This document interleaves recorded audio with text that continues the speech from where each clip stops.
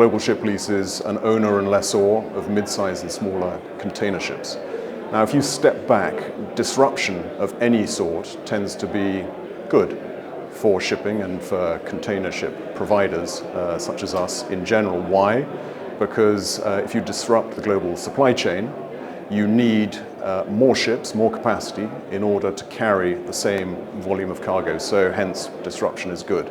Now, if we narrow in on the situation in the Middle East, that's a highly complex environment, and I think something that we need to think about more is not so much what it does to one's business, but the humanitarian cost that it's taking. So at the moment, I think there's roughly 20,000 seafarers trapped the wrong side of the Strait of Hormuz. So I think we have to think far more about them, not just as a company, but obviously as an industry in general.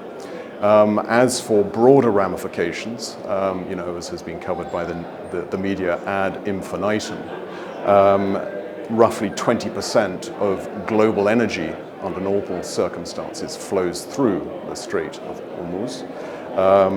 I think a very substantial of the prerequisites for fertilizer production, et cetera, et cetera. So, how this will flow through to the broader global economy is challenging to predict in detail, but one would expect it to weigh on economies. So on the one hand, you've got disruption, which is good for shipping.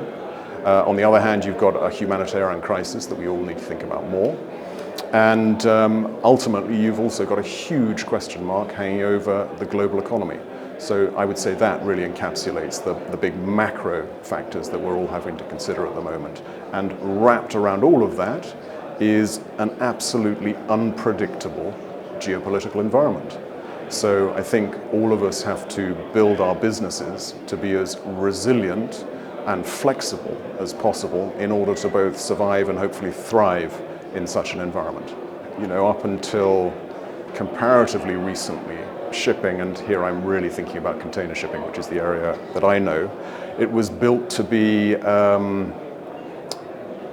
efficient.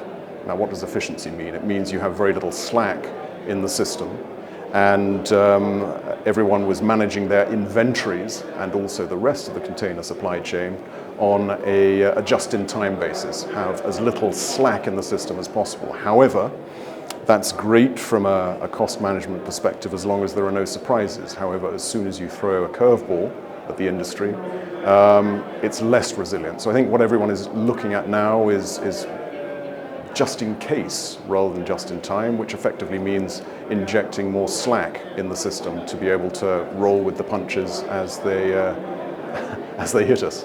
Shipping is built upon an industry of long-living assets. So if you're building new ships today, you've got to think about not just the fuel and propulsion environment today, but how it's going to look in 30 years' time. So I think what we're all hoping for as an industry is multi-year clarity on regulations so that we can invest for the future accordingly.